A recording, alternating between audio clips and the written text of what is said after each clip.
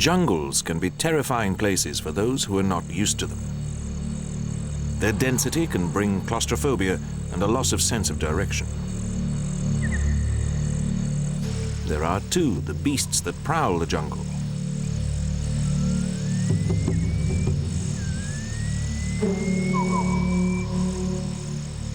And poisonous snakes. But when the jungle becomes a battlefield, the dangers are multiplied still further. This is a story of two particular groups of men who, during the Second World War, learned to live and fight in the jungle deep in enemy territory. It began in early 1942, at one of the darkest times for the Western Allies, especially in the Far East. Here the Japanese were sweeping all before them, overrunning American, Dutch and British territories.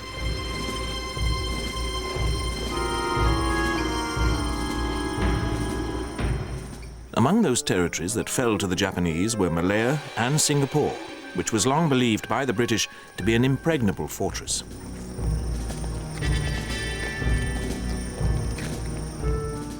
Japanese attention had also turned to Burma. Here, as elsewhere, they were soon sweeping all before them, with the British leaving a trail of wrecked equipment in their wake.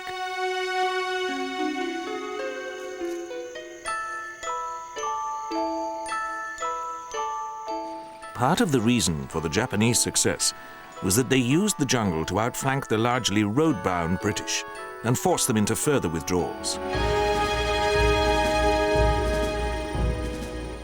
The Burmese capital of Rangoon soon fell to the Japanese onslaught. Accompanied by a large number of refugees, the British, Indian and Burmese forces were soon in full retreat. They destroyed the Yanang Yaung oil fields and everything else that might be of use to the Japanese. Also caught up in the retreat were Chinese troops. They had been sent into northern Burma to protect the Burma Road. This was the one land link between the two countries and was used by the Western Allies to send supplies in order to help the Chinese in their war with Japan, which had raged since 1937.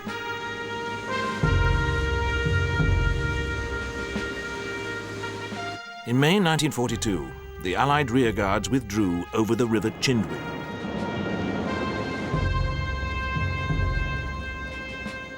They then crossed the border into the extreme northeastern Indian province of Assam, leaving the Japanese masters of all Burma. They were conscious of having suffered a major defeat. It left the Allied soldiers convinced that the Japanese were infinitely superior when it came to jungle fighting. But among those who experienced the first Burma campaign was a British artillery officer called Ord Wingate. In the late 1930s, Wingate had been posted to Palestine. This had been Turkish up until the War of 1914-18, after which Britain was given the mandate of the territory. But in 1936, the indigenous Arabs in Palestine revolted against the increasing number of Jewish settlers who were being allowed in.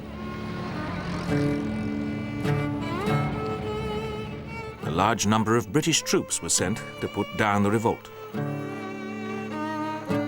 Even so, it took 3 years to bring under control.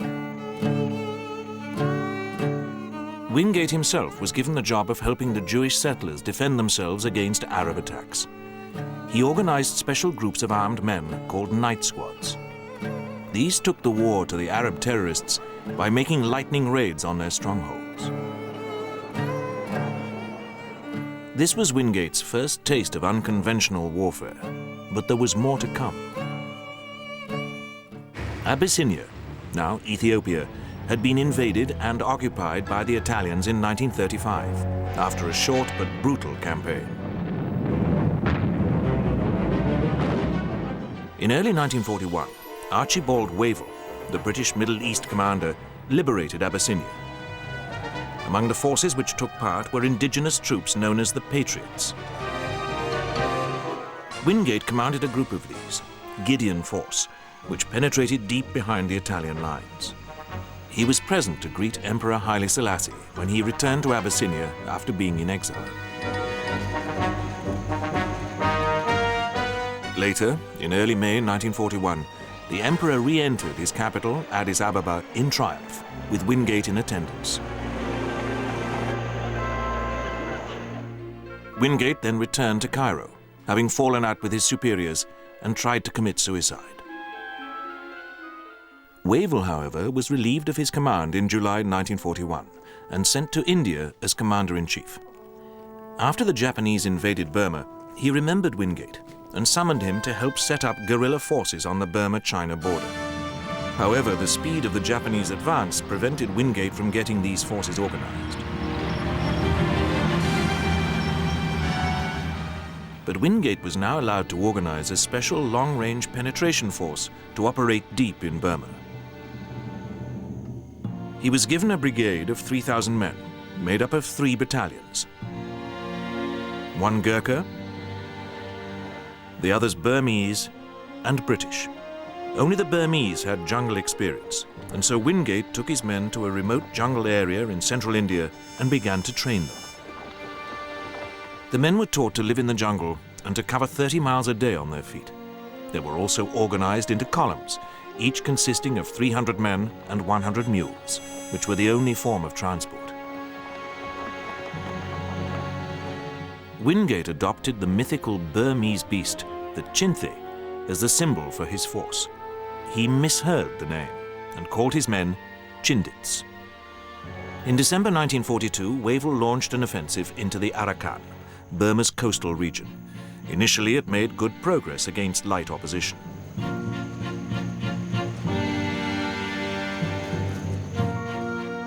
But it soon became bogged down, and belief among the British remained widespread that they could not match the Japanese in the jungle. Other offensives planned by Wavell were therefore shelved.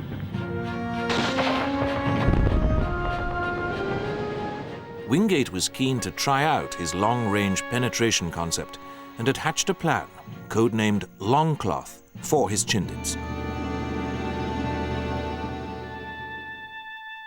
The aim was to disrupt the Japanese communications north of Mandalay between Shwebo and Myitkyina in order to support Wavell's further offensives. One group of Chindits was to cross the Chindwin, strike east to the Pinbon area, and then turn southeast and destroy the railway north of Wuntho. The other group would cross the Chindwin 35 miles further south, divert Japanese attention from the northern group, and then destroy the railway south of Wuntho. Thereafter, both groups would cross the Irrawaddy and create further mayhem. But with the Arakan offensive now stalled, Wavell wanted to cancel Longcloth. Wingate, however, persuaded him to allow it to go ahead in order to prove his long-range penetration philosophy. The Chindits duly set out, and on the 14th of February 1943, they began to cross the Chindwin.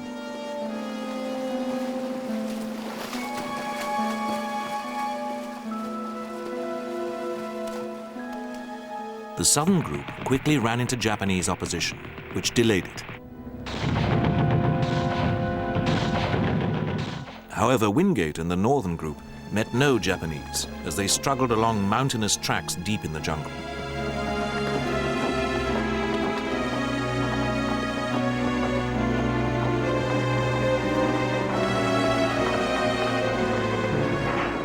They were sustained by supplies being dropped to them by parachute.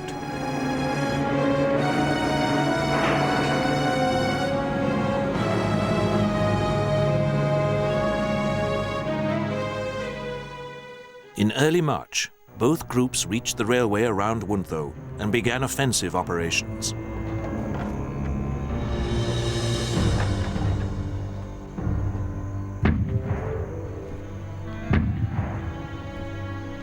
They succeeded in cutting the railway in several places.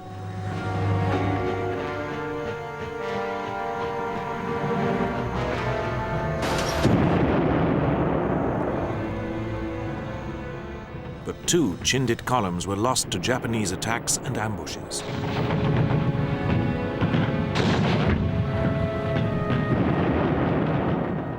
Nevertheless, the remaining Chindits now made their way to and crossed the Irrawaddy.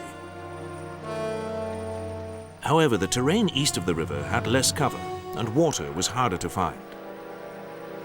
Even so, the Chindits pressed onwards.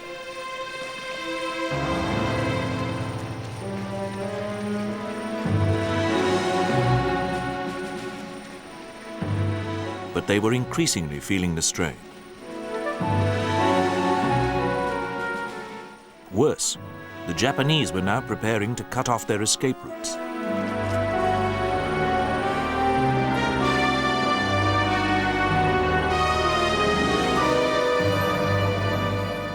Furthermore, Wingate was warned that he was now getting beyond the range of air resupply.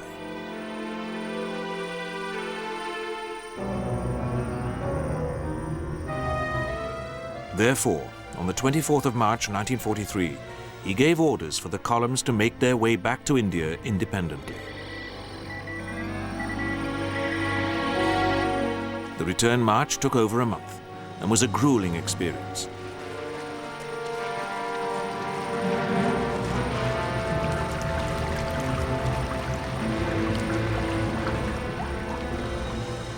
Eventually, 2/3 of the Chindits made it back across the Chindwin.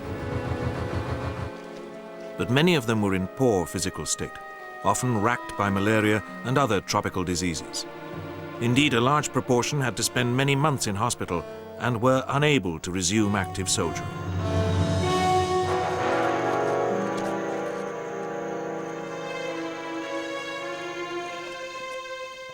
Nevertheless, the Chindits had largely achieved their aim and demonstrated that the Allies could operate in the jungle just as well as the Japanese.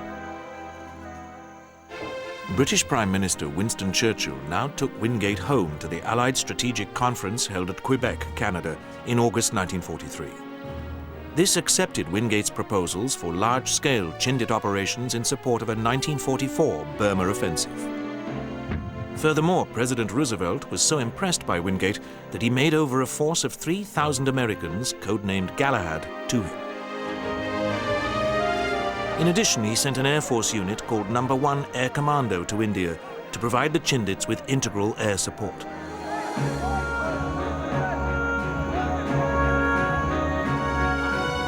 Youthful-looking Colonel Phil Cochrane commanded this force and was to prove a very loyal servant of the Chindits.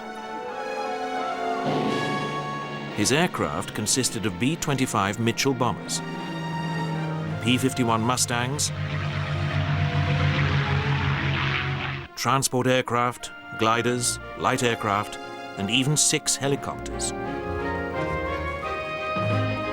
Wingate himself was now promoted Major General, and the Chindits were enlarged to the equivalent of 2 divisions. Among their ranks was a sizable force of West Africans.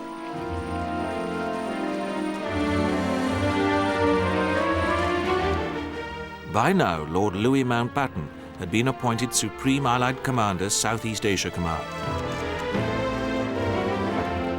But since early 1942, the only means of keeping China supplied in her desperate struggle against Japan was by air, flying over the notorious hump between India and China. One of Mountbatten's priorities was therefore to reopen the Burma Road.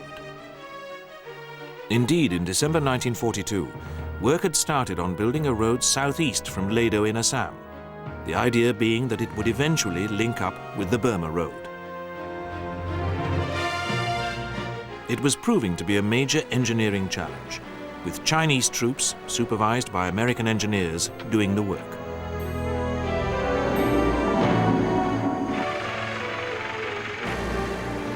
The driving force behind it was the American General Joseph Stilwell, popularly known as Vinegar Joe, because of his irascible manner.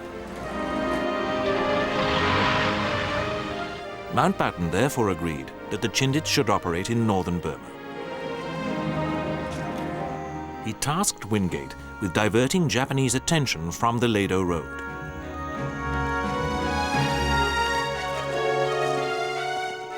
Mountbatten also hoped that the Chindit operations would encourage the Chinese to begin advancing down the Burma Road itself.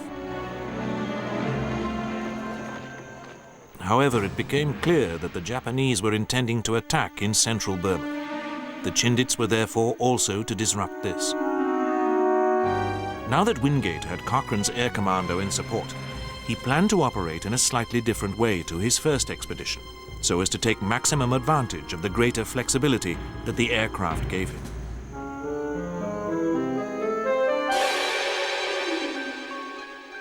While one Chindit brigade would march in from Lado and operate in the Pinbon-Pinlabu area,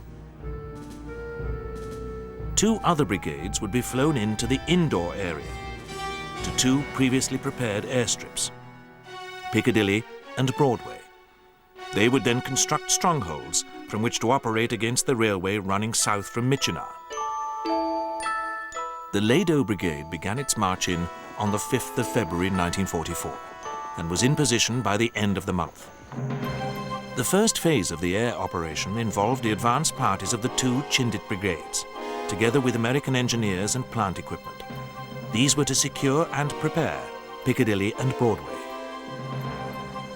On the 5th of March, the advance parties prepared to take off from the Air Commando's base in Assam. But as they did so, air reconnaissance revealed that Piccadilly airstrip had been blocked by tree trunks. A hasty decision had to be made to use the other airstrip, Broadway, on its own, and the force began to get airborne.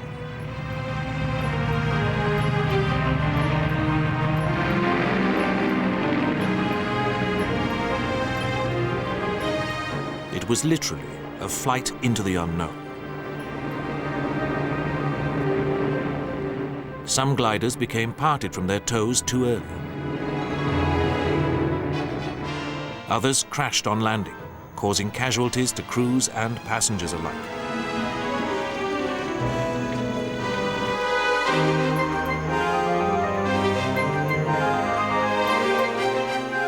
Nevertheless, sufficient men and equipment survived the landing to begin work on preparing Broadway's airstrip. So efficiently was it done that Broadway was open for business the following evening.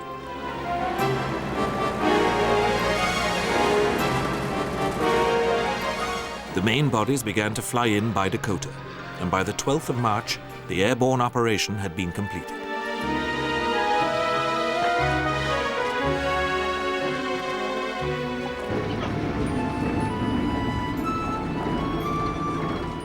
In the meantime, the Air Commando's aircraft had strafed Japanese airfields to prevent their aircraft from interfering.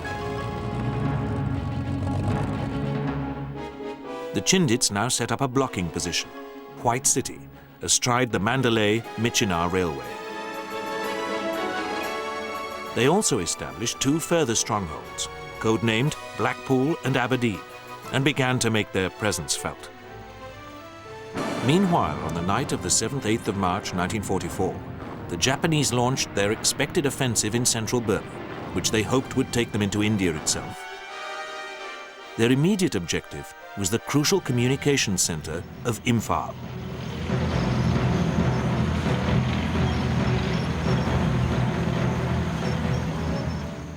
General Bill Slim, commanding the 14th Army, had, however, worked out a plan to deal with the offensive. His troops withdrew back towards Imphal with the intention of repulsing the Japanese attack there. The Japanese offensive, however, did not deflect Stilwell from continuing to push the Lado Road ever further south. To help him, he now had Galahad, which would soon become better known as Merrill's Marauders, after its commander. In the meantime, Wingate was tirelessly flying from one stronghold to another to ensure that the Chindit groups were operating within the overall plan. Sadly, on the 24th of March, he was killed when the B-25 Mitchell bomber in which he was flying crashed. Brigadier Joe Lentane, who had been commanding one of the Chindit brigades, succeeded Wingate in command. But by now the Japanese were beginning to make life difficult for the Chindits. They began to attack the strongholds themselves.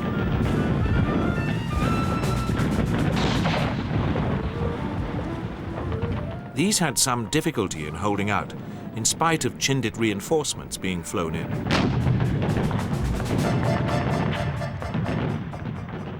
But Mountbatten now decided that the Chindits could do little more to influence the battle for Imphal.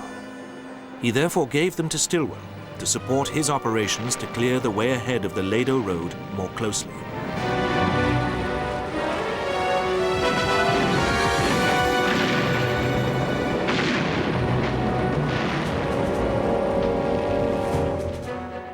Stilwell himself now had his eye on Michenar.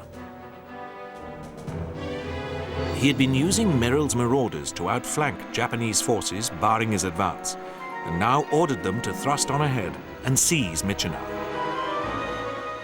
The Marauders made a 3-week forced march through mountainous jungle.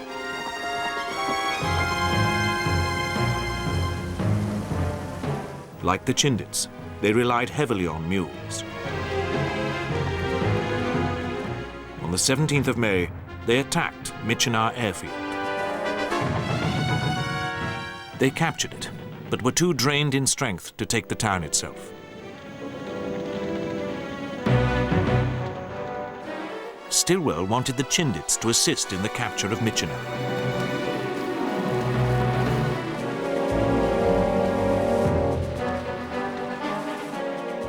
He ordered them to advance up the railway, but their way was blocked at Mogaung. By now, the Chindits had been operating for over 90 days in the jungle. This was the absolute limit laid down by Wingate, and they were becoming exhausted.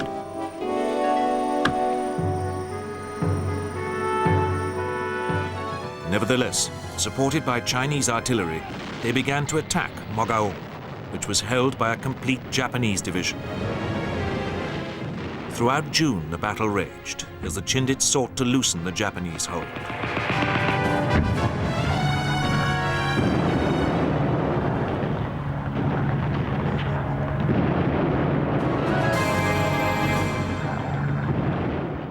Eventually, at their last gasp, the Chindits captured Mogaung.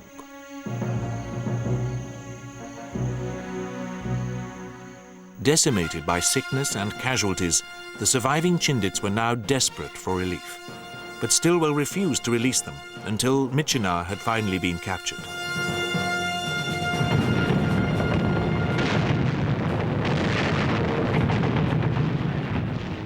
Not until the end of August 1944 did this happen, and the Chindits and Marauders were finally released. By this time, the main Japanese offensive against Imphal had been beaten back, and Slim was poised to begin his own offensive.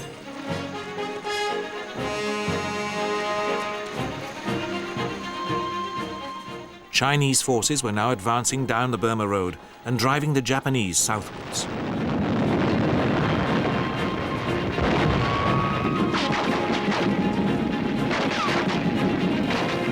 Eventually, in January 1945, the Lado Road was joined to the Burma Road. Allied victory in Burma was now in sight. The Chindits themselves had suffered grievously during the 7 months of their second expedition into Burma. 7,000 had been hospitalized with sickness. No less than 3,800 of them had been wounded, killed, or posted as missing.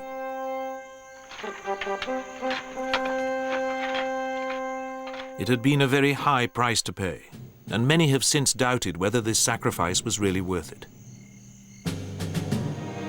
Yet both the Chindits and the Marauders had successfully demonstrated that, given the right training and imbued with sufficient reserves of courage and determination, Westerners could become highly effective jungle fighters.